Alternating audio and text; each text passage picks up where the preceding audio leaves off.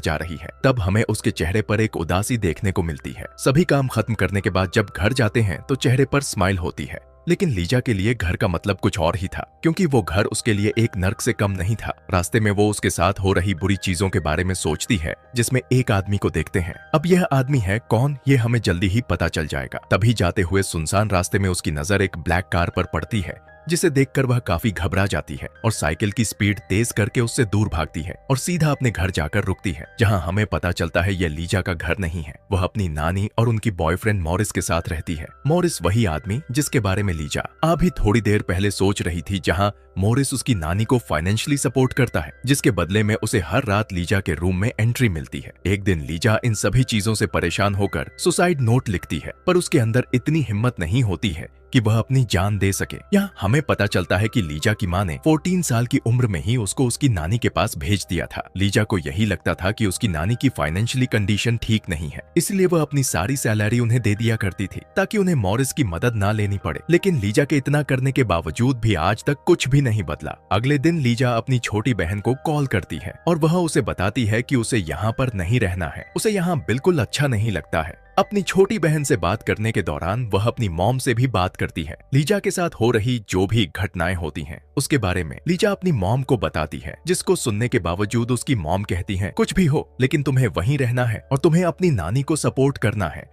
और यह सब कहकर उसकी मॉम फोन रख देती है। अब यहाँ पर एक बात साफ हो जाती है कि लीजा के साथ हो रही घटनाओं के बारे में उसकी मॉम को पहले से ही सब कुछ पता होता है, मगर लीजा की मॉम को कोई फर्क नहीं पड़ता है कि वहाँ उसके साथ क्या हो रहा है। अब हम यहाँ देखते हैं कि लीजा की जिंदगी पूरी तरीके से नर्क बन चुकी थी, लेकिन क्या इससे भी बुरा और भी कुछ हो सकता था? अब यहाँ हम देखते हैं लीजा की जिंदगी में इससे भी बड़ा तूफान आने वाला था, जो कि लीजा की जिंदगी को बिल्कुल झकझोर के रख देगा। अगले दिन जब वो कैफे से निकलती है तो उसे रास्ते में फिर से वही ब्लैक कार दिखाई देती है, जिसको उसने पिछली रात को देखा था। इस बार वो कार उसका पीछा करने लगती है। जब वो अपनी साइकिल को तेजी से बढ़ाती है तो वो कार भी उसके साथ साथ तेजी से अपनी स्पीड को बढ़ा लेती है। लीजा उस कार को देखते हुए ही अपनी साइकिल को चला रही थी। तभी हम देखते हैं यहाँ पर पीछे से एक आदमी आता है और उसे पकड़ लेता है और उसे किडनैप कर लेता है। वो लीजा को ब्लैक रंग की कार में ले जाता है और उसके साथ बहुत गलत काम करता है। और इतना ही नहीं, उसके बाद वो उसे एक फ्लैट पर ले जाता है। जब वो आदमी उसको लेकर के उस कार में आता है तो वो उसकी आंखों पर पट्टी बांध देता है ताकि लीजा उसके चेहरे को ना देख सके। जब वो लीजा को अपने साथ कार में ले जाने लगा तो वो नहीं जानती थी कि वो उसको कहाँ ले जा रहा है और वो उसके साथ अब और क्या करने वाला है। वो व्यक्ति उसे अपने साथ शहर से दूर एक सुनसान से अपार्टमेंट में ले जाता है, जहाँ पर वह उसके साथ फिर से एक बार गलत काम करता है। अब लीजा इस बात को तो समझ चुकी थी कि वह आदमी नहीं, वो एक साइको है। अब लीजा यहाँ पर सोचती है यह सब कुछ उसके साथ कोई पहली बार नहीं हुआ, यह सब तो उसकी नानी के घर में अक्सर होता रहता था। अब लीजा के लिए यहाँ पर सबसे इम्पोर्टेंट है कि उसका जिंदा रहना और वो यहाँ से कैसे निकले, इसके बारे में भी वह सोचती है। अब हम लीजा को देखते हैं कि वो आदमी उसके साथ बहुत गलत करता है, लेकिन उसके बावजूद लीजा उसके साथ बहुत अच्छे से पेश आती है। उससे वह बहुत प्यार से बात करती है और हमेशा सॉरी बोलती रहती है। लीजा यहाँ पर सोचती है कि उस आदमी के साथ जरूर किसी लड़की ने बहुत गलत किया है, तभी वह इस तरीके से साइको हो गया है। लीजा उस व्यक्ति से कहती है कि जरूर तुम्हें किसी लड़की ने धोखा दिया है, वरना तुम तो एक बहुत ही अच्छे इंसान हो। और लीजा इस तरीके से अपनी बातों से उस आदमी को मैनिपुलेट कर लेती है। वो आदमी उसकी बातों में आ जाता है। दूसरी ओर हम देखते हैं लीजा की नानी उसके घर न आने पर एक मिसिंग रिपोर्ट लिखवाने जाती है,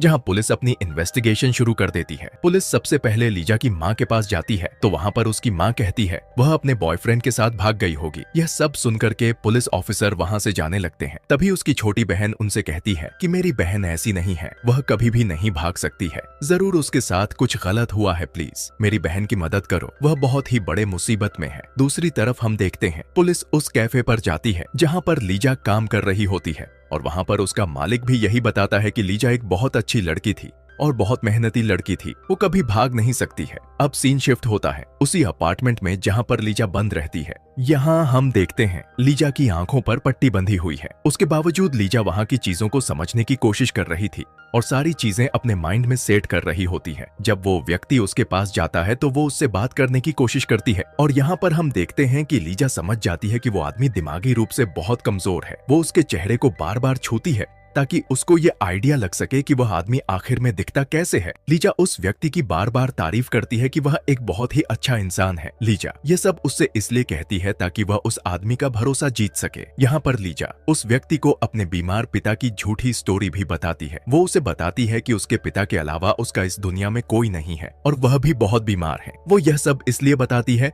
ताकि उस आदमी से उसको थोड़ी बहुत हमदर्दी मिल सके और वो व्यक्ति उस पर रहम खाकर उसे छोड़ दे। लेकिन वो व्यक्ति लीजा की बातों में इतनी जल्दी तो नहीं आने वाला था। लेकिन एक पॉइंट पर आकर के वो लीजा के हाथों को खोल देता है। यहाँ पर हम देखते हैं लीजा इतना तो समझ गई थी कि उसके एक गलत कदम उठाने पर वो आदमी लीजा को शूट भी कर सकता था, क्योंकि वो आदमी लीजा के साथ में 24 घंटे रहता था। अब लीजा अपनी मौजूदगी का सबूत उस घर में धीरे धीरे करके छोड़ना शुरू कर देती है। वो अपने हेयर पिन्स को निकालकर उसके बेड के नीचे फेंक देती है। उसके बाद वो बाथरूम जाने का बहाना करती है, जहाँ पर सामने लगे मिरर पर अपने फिंगरप्रिंट्स भी बना देती है और वहाँ बाथरूम में रखा हुआ एक जोड़ी सूज भी उसको नजर आता है, जिसका कलर वो अच्छे से याद कर लेती है। लीजा ये सब काम कर ही रही होती है, तभी वो आदमी समझ जाता है कि लीजा ने बाथरूम में खुद को बंद कर लिया है, इसलिए वो गेट को फोर्सफुली खोलकर अंदर चला जाता है। लेकिन लीजा यहाँ पर नॉर्मल रिएक्ट करती है। वो यहाँ पर उसके साथ ऐसा प्रिटेंड करती है कि उसे उसकी बहुत ज्यादा फिक्र है। एक रात जब वो आदमी सो रहा होता है तब वो चुपचाप उठकर उसके फोन से कॉल लगाने की कोशिश करती है। जब वहाँ पहले दिन आई थी तभी उसको यह अंदाजा हो गया था कि इस घर में एक टेलीफोन है, लेकिन इससे पहले वो कॉल लगा पाती वो आदमी जग जाता है और वो लीजा को पकड़ लेता है। वो आदमी लीजा से कहता है कि तुम बहुत ज्यादा चालाकी दिखा रही हो। यहाँ पर हम देखते हैं वो आदमी बहुत ज्यादा वायलेंट हो चुका था। यहाँ पर वो लीजा को जान से मारने की कोशिश करता है, लेकिन लीजा इस पर कहती है वो सिर्फ अपने बीमार पिता की तबीयत पूछने के लिए कॉल कर रही थी और इसके अलावा वो कुछ भी नहीं करती। वह अपने पिता को बताना चाहती थी कि वह बहुत खुश है और वह उसके लिए परेशान ना हो। लीजा की इमोशनल भरी बातों को सुन करके वो आदमी काफी इमोशनल हो जाता है और वो उसे छोड़ देता है और वह फिर शांत हो जाता है। ऐसी कंडीशन में उसकी बहन की कही हुई बातें लीजा को याद आती हैं। उसकी छोटी बहन ने उससे कहा था चाहे कोई भी हालात हो लेकिन कभी भी गिव अप मत करना। एक दिन जब वो आदमी लीजा के क्लोज जाता है तब लीजा उससे कहती है अगर तुम मुझे छोड़ दोगे तो मैं कभी भी किसी से कुछ नहीं कहूंगी और मैं तुम्हारी गर्लफ्रेंड अपनी मर्जी से बन जाऊंगी। मैं कभी भी तुम्हें छोड़कर कहीं नहीं जाऊंगी, तुम्हारा ख्याल रखूंगी, तुम्हारे साथ में रहूंगी। ये सारी बातें सुनकर वो पागल आदमी लीजा से बहुत ज्यादा इंप्रेस हो जाता है और उसे छोड़ने के लिए तैयार भी हो जाता है। वहीं दूसरी तरफ हम देखते हैं फ्लोरिडा पुलिस डिपार्टमेंट में एक सीरियल किलर के बारे में पता चलता है, जिसने पिछले 6 महीने में कई लड़कियों को जान से मारा था। वो आदमी भी इस न्यूज को देख रहा होता है और तभी वो सोचता है कि यही सही समय है लीजा को छोड़ने का, क्योंकि पुलिस तो इतने बड़े केस को सॉल्व करने में बिजी है और इस वक्त पुलिस ऐसे छोटे मोटे केस पर ध्यान भी नहीं देगी। और वैसे भी लीजा ने तो उसे देखा ही नहीं है जिससे कि वो उसे पहचान सके। और यही सब सोचकर वो आदमी लीजा को उसी कार में बिठाता है और एक सुनसान जगह पर लेकर जाता है। इस सुनसान जगह पर आने के बाद फिर से वो आदमी अपने माइंड को चेंज कर लेता है और यहाँ पर वो लीजा को शूट करने की सोचने लगता है। लेकिन इस पर लीजा उससे कहती है मैं तुम्हारी गर्लफ्रेंड बनना चाहती हूँ, मैं तुम्हारा ख्याल रखना चाहती हूँ, मैं तुम्हारे साथ रहना चाहती हूँ, प्लीज मुझे मत मारो। वो साइको आदमी लीजा की उन बातों से पिघल जाता है। तभी वो लीजा से कहता है ठीक है, लेकिन अगर पुलिस तुमसे पूछे तो तुम बताना मैं एक काला आदमी और शॉर्ट हाइट वाला हूँ। और इतना बोलकर वो आदमी उसे छोड़कर वहाँ से चला जाता है। लीजा भी वहाँ से भागती हुई अपने घर को चली जाती है, जहाँ वो अपनी नानी से बताती है कि एक आदमी ने उसे किडनैप कर लिया था, लेकिन यहाँ पर उसकी बातों पर कोई यकीन नहीं करता है। अब यहाँ पर हम देखते हैं कि लीजा की नानी ने पुलिस में कंप्लेंट दर्ज कराई थी, तो यहाँ पर वो पुलिस को कॉल करके बताती हैं कि लीजा वापस आ गई है। उसकी नानी को लगता था कि पुलिस भी लीजा की बातों पर यकीन नहीं करेगी, लेकिन वहाँ पर इंस्पेक्टर लीजा से एक बार बात करना चाहता था। पुलिस ऑफिसर जानना चाहते थे कि आखिर लीजा के साथ में हुआ क्या है। लीजा यहाँ पर अपने साथ हुई सारी घटनाओं के बारे में बताती है, लेकिन यहाँ पर हम देखते हैं कोई भी उसकी बातों पर यकीन ही नहीं कर रहा था। उन सब का यही कहना था कि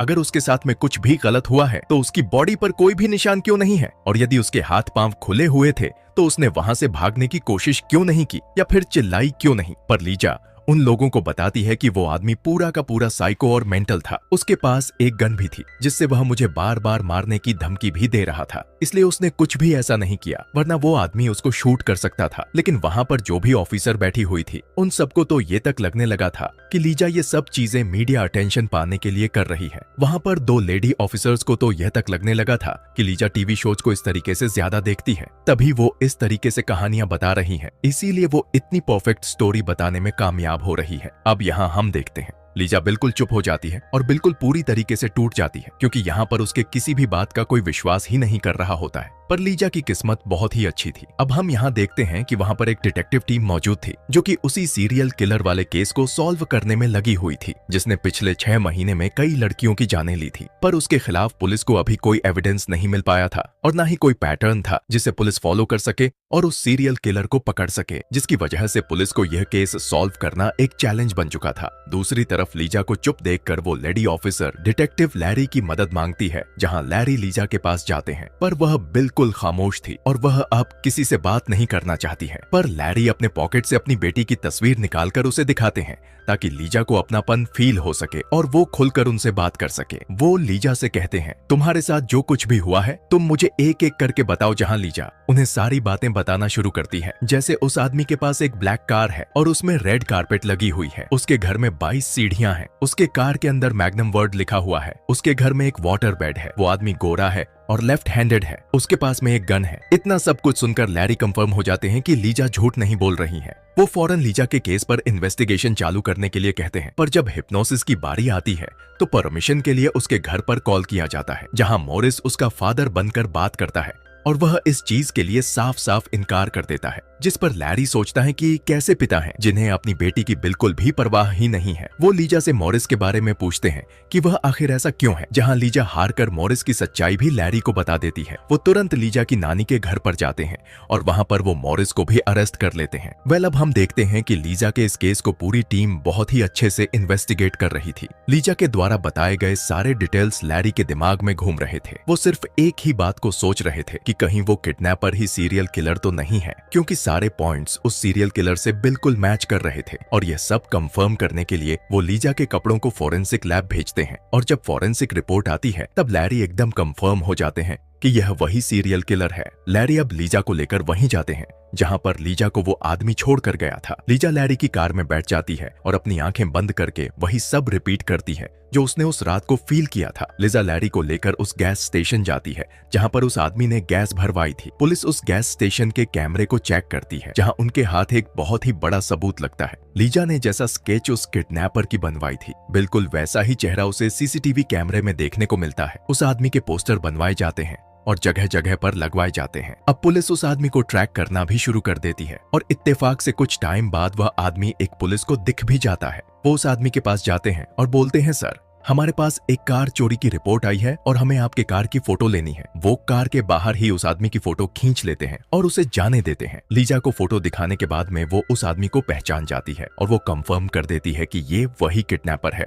जिसके तुरंत बाद पुलिस उस आदमी के घर पहुंच जाती है और उन्हें वहां पर 22 सीढ़ियां मिलती हैं और घर के अंदर जाने पर उन्हें लीजा द्वारा फेंकी गई क्लिप भी मिलती है और लीजा के फिंगरप्रिंट्स भी मिलते हैं जो कि लीजा ने जानबूझकर वहां पर छोड़े थे। अब इतने सारे सबूत मिलने के बाद में तो पुलिस उसे पागलों की तरह ढूंढना शुरू कर देती है, जो कि उन्हें फाइनली मिल जाता है क्योंकि आराम से वो खुलेआम घूम रहा था। उसी वक्त बहुत सारी पुलिस ऑफिसर उसे गन पॉइंट करके चारों तरफ से घेर लेती है और आज इतने बड़े मुजरिम को अरेस्ट कर लिया जाता है। ये सब होने के बाद में लैरी लीजा को यह सारी खबर देते हैं, जिसके बाद लीजा की बहादुर के लिए सभी उसका क्लैपिंग से स्वागत करते हैं। लीजा ने अपने साथ साथ उन लड़कियों को भी आज इंसाफ दिलाया था जो कि बेकसूर थी और उस सीरियल किलर को पकड़ाकर आगे होने वाली क्राइम्स को भी रोका था। वेल, अब हम यहाँ देखते हैं कि लीजा अपनी नानी के घर नहीं जाना चाहती हैं क्योंकि वह एक नर्क था। इसलिए लैरी लीजा की आंटी और अंकल को वहाँ पर कांटेक्ट करके वहाँ पर बुलाते हैं। लीजा के साथ इतना कुछ हो गया था, इन सब के बारे में अंकल और आंटी को कुछ भी नहीं पता था। वो लीजा को सॉरी बोलते हैं। उसके आंटी और अंकल लैरी से बोलते हैं कि वो लीजा का बहुत अच्छे से ख्याल रखेंगे। लीजा लैरी को धन्यवाद कहती है